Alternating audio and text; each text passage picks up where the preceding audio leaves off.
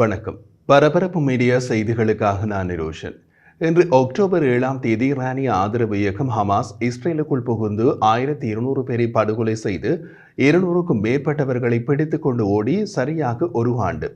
அந்த தாக்குதல் காரணமாக தொடங்கிய காசா போர் காசாவின் நகரங்களை தரைமட்டமாக்கி 40,000க்கும் மேற்பட்ட பாலஸ்தீனியர்களை பழிவாங்கி தொடர்ந்தும் நடக்கிறது.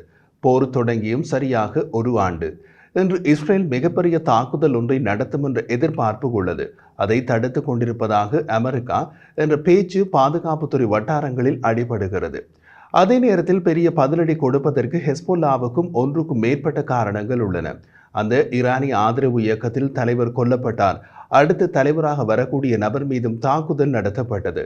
அது பற்றி மௌனம் சாதித்த ஹெஸ்புல்லாவின் சில அதிகாரிகள் இப்போது அது பற்றி பேச தொடங்கி உள்ளனர். கடந்த வியாழக்கிழமை பெய்ரூட்டின் தெற்கு புறநகர் பகுதிகளில் இஸ்ரேல் குண்டு வீசி தாக்கிய போது மூத்த ஹெஸ்புல்லா தலைவர் ஹஷீம் சபிதீன் இருந்ததாக கருதப்படும் பகுதியில் தேடுதல் மற்றும் மீட்பு பணிகளை நடத்த முடியாமல் இஸ்ரேல் தடுத்து வருகிறது என்று மூத்த ஹெஸ்புல்லா அரசியல் அதிகாரியான மக்மலூட் குமாதி தெரிவித்தார். அவர் அப்படி கூறியிருப்பதன் அர்த்தம் கடந்த வியாழக்கிழமை இஸ்ரேலிய விமானங்களால் பெரிய அளவில் தாக்குதல் நடத்தப்பட்ட இடத்தில் ஹஷீம் சபிதீன் இருந்திருக்கிறார். இடிபாடுகளுக்கிடையே அவரை அல்லது அவரது உடலை தேட முயற்சிக்கின்றது ஹெஸ்புல்லா. செப்டம்பர் 27ஆம் தேதி பெய்ரூட்டின் தெற்கு புறநகர் பகுதிகளான தாக்கிக் மீது இஸ்ரேலிய தாக்குதலில் கொல்லப்பட்ட முன்னாள் பொதுச் செயலாளர் ஹசன் நஸ்ரல்லாவின் இடத்தை மாற்றீடு செய்யக்கூடிய தகுதி கொண்ட நபராக சபிதீன் கருதப்பட்டார். அவரது தலைவிதி இன்னமும் தெளிவாக இல்லை.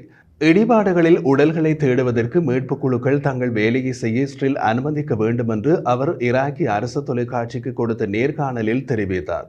புதிய பொதுச் செயலாளரை தேர்ந்தெடுக்கும் வரை ஹெஸ்போல்லா இப்போது ஒரு குழுவால் வழிநடத்தப்பட்டு வருவதாகவும் அவர் கூறினார். அவர் மேலும் தெரிவித்த போது முன்னாள் பொதுச் செயலாளர் ஹசன் நஸ்ரல்லாவின் பதவிக்கான மாற்றீட்டை தேர்ந்தெடுக்கும் முறைக்கு அதிக கால அவகாசம் எடுக்கும். அத்துடன் அதற்கு பொருத்தமான சூழ்நிலைகள் தேவைப்படுகின்றன.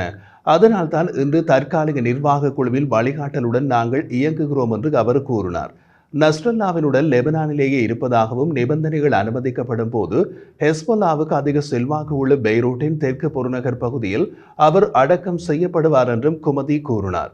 இஸ்ரேல் மீதான ஹமாஸின் அக்டோபர் 7 தாக்குதலுக்கு அடுத்த நாள் பாலஸ்தீனியர்களுக்காக குரல் கொடுப்பதற்காக என்று கூறி ஹெஸ்போல்லா ஒரு போர்க்களத்தை இஸ்ரேலின் வடக்கு எல்லையில் திறந்தது. அன்று தொடங்கி கிட்டத்தட்ட ஒரு வருட போரில் ஹெஸ்போல்லாவின் இராணுவ கட்டளை தளம் மற்றும் மூத்த தலைமையின் பெரும்பகுதியை இஸ்ரேல் கொன்றுவிட்டது. லெபனான் அரசாங்கத்தின் கூற்றுப்படி முழுமையான போர் வெளிப்படையாக அறிவிக்கப்படாவிட்டாலும் கடந்த 2 வாரங்களில் போர் வேகமாக விரிவடைந்துள்ளது. இஸ்ரேல் போர் நிறுத்தத்திற்கான அமெரிக்க உந்துதலை புறக்கணித்தது.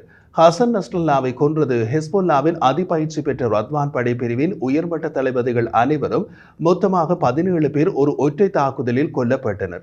இஸ்ரேலிய பாதுகாப்பு படை லெபனான் நகரங்கள் மற்றும் கிராமங்களை தாக்கி 1.2 மில்லியன் மக்களை இடம்பெயர்த்துள்ளது. மொத்தத்தில் ஈரானிய உத்தரவுப்படி இஸ்ரேலை தாக்கும் ஹெஸ்போல்லா இப்போது நிரந்தர தலைமையின்றி இயங்குகிறது. மறுபக்கத்தில் ஈரானிய உத்தரவுப்படி இஸ்ரேலை தாக்கும் ஹமாஸின் கதி என்ன? ஹமாஸின் தலைவரின் குரல் வரும் ஆனால் வராது என்ற நிலையில் உள்ளதை கத்தார் அதிகாரிகள் கூறியுள்ளனர். ஹமாஸின் தலைவர் இஸ்மாயில் ஹனியே டெஹ்ரானில் இஸ்ரேலிய தாக்குதலில் கொல்லப்பட்ட பின் தலைவராக அறிவிக்கப்பட்ட யாஹ்யா சின்வார் ஓரிரு அறிக்கைகள் வெளியிட்டதுடன் சரி, அத்துடன் அவர் காணாமல் போய்விட்டார். அவர் கத்தார் மத்தியஸ்தர்களுடன் நீண்ட காலமாக தொடர்பு கொள்ளவில்லை என்று பணைய கைதிகள் பேரம் பேசுவதில் ஈடுபட்டுள்ள கத்தார் அதிகாரிகள் பணைய கைதிகளின் குடும்பத்தினரிடம் கூறியுள்ளார்கள். சின்வார் தன்னை சுற்றி இஸ்ரேலிய பணைய கைதிகளை மனித கேடியமாக வைத்துக் கொண்டு தரையடி சுரங்கப்பாதைக்குள் இருப்பதாக அவர்கள் நம்புவதாகவும் கத்தார் அதிகாரிகள் குடும்பத்தினரிடம் தெரிவித்தனர். அவர்கள் மேலும் தெரிவித்த போது சின்வார் தற்போது எங்களுடன் தொடர்பில் இல்லை. அவர் மற்றவர்களைப் போலவே எங்களை பொறுத்தவரையிலும் மறைந்துவிட்டார் மற்றும் தொடர்பு கொள்ளவில்லை என்று அந்த அதிகாரிகள் தெரிவித்தனர். ஹமாஸின் முன்னாள் தலைவர் உட்பட பல தளபதிகள் ஒன்றன் பின் ஒன்றாக கொல்லப்படுவது காரணமாக சின்வார் தொலைபேசிகள் மூலம் தொடர்பு கொள்வதை நிறுத்திவிட்டார். தற்போது சின்வார் அனுப்பும் தகவல்கள் என்று பேப்பர் மற்றும் பேனா மூலம் கத்தாருக்கு தகவல் அனுப்பப்படுகிறது. அவற்றை சின்வார் தான் அனுப்பினார் என்பதையும் உறுதி செய்ய முடியாது. அதே நேரத்தில் ஹமாஸ் தலைவர் கொல்லப்பட்டதற்கான எந்த ஆதாரமும் இல்லை என்று அதிகாரிகள் கூறினார்கள். ஹமாஸ் தலைமையை இஸ்ரேல் அகற்றியது பணைய கைதிகள் மற்றும் போர் நிறுத்த ஒப்பந்தத்தை மிகவும் சவாலானதாக ஆக்கியுள்ளது என்று கத்தார் அதிகாரிகள் கூறினார்கள். சரி, அக்டோபர் 7ஆம் தேதி இஸ்ரேல் நடத்தலாம் என்று கூறப்பட்ட தாக்குதலுக்கு என்ன தடை? அதை எப்படி அமெரிக்கா தடுக்கிறது அல்லது ஏன் தடுக்கிறது? நேற்று ஞாயிற்றுக்கிழமை இஸ்ரேலிய ஊடகம் கான்லவன் வெளியிடப்பட்ட ஒரு புதிய தகவலின்படி ஈரானில் உள்ள சில இலக்குகளை தாக்குவதை இஸ்ரேல் தவிர்த்தால் அமெரிக்கா இஸ்ரேலுக்கு இழப்பீட்டு புதிய வழங்க தயாராக இருப்பதாக கூறப்படுகிறது. ஈரானில் குறிப்பிட்ட இலக்குகளை தாக்குவதை தவிர்த்தால் இஸ்ரேலுக்கு இழப்பீட்டு புதிய வழங்குவது தொடர்பாக அமெரிக்க அதிகாரிகள் இஸ்ரேலிய அதிகாரிகளிடம் பேசியதாக தனக்கு தகவல் கிடைத்ததாக அமித்ஷா ஸ்ட்ரெயின் இஸ்ரேலிய ஊடகம் கான்லவனுக்கு கூறினார். ஈரானின் இஸ்ரேல் தாக்குதலுக்கு பதிலடி கொடுப்பது தொடர்பாக இரு நாட்டு அதிகாரிகளுக்கு இடையே நடந்த பேச்சுவார்த்தையின் போது இழப்பீட்டு பொதியை வழங்குவது தொடர்பாக பேசப்பட்டது. இழப்பீட்டு பொதியில் இஸ்ரேலுக்கு விரிவான ராஜதந்திர பாதுகாப்பு அமெரிக்காவால் வழங்கப்படும் மற்றும் அதில் ஆயுத பொதிக்கான மொத்த உத்தரவாதமும் அடங்கும். அதை விரிவாக சொன்னால் இஸ்ரேலின் போருக்கு மேற்கு நாடுகளில் இருந்து வரும் அழுத்தங்களை அமெரிக்கா தாங்கிக் கொள்ளும் அல்லது அழுத்தங்கள் வராதபடி தடுக்கும் என்பது ஒன்று. இரண்டாவது, இஸ்ரேலுக்கு முன்னர் அமெரிக்காவால் மறுக்கப்பட்ட சில வகை ஆயுதங்களை உடனடியாக அமெரிக்கா கொடுக்கும். கொஞ்சம் இருங்கள், ஈரானில் சில இலக்குகளை தாக்காதிருப்பதற்கு அமெரிக்கா எதற்காக இஸ்ரேலுக்கு இழப்பீட்டு பொதி கொடுக்க வேண்டும்? விஷயம் இருக்கிறது.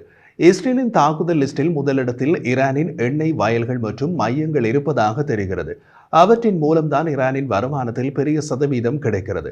அந்த இலக்கை இன்று அக்டோபர் 7 போர் தொடங்கி ஓராண்டு முடிந்த நாளில் தாக்குவது என்று இஸ்ரேல் திட்டமிட்டிருந்ததாக கூறப்படுகிறது.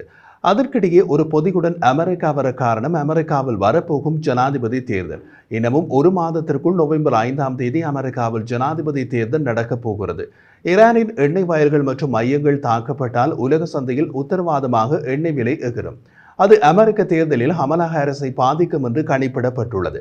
அதனால் தான் அமெரிக்கா குறிப்பிட்ட சில ஈரானிய இலக்குகளை தாக்காதிருப்பதற்காக இஸ்ரேலுக்கு இழப்பீட்டு பொதி கொடுக்க பேச்சுவார்த்தை நடத்துகிறது.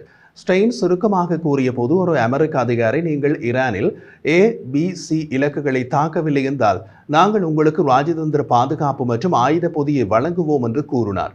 அதற்கு இஸ்ரேலிய அதிகாரிகள் பதிலளித்த போது, நாங்கள் அமெரிக்காவை கருத்தில் கொள்கிறோம், அவர்களுக்கு செவிசாய்க்கின்றோம், ஆனால் பொதுமக்களையும் இஸ்ரேலிய தேசிய பாதுகாப்பையும் பாதுகாக்க எங்களால் முடிந்த அனைத்தையும் செய்வோம்.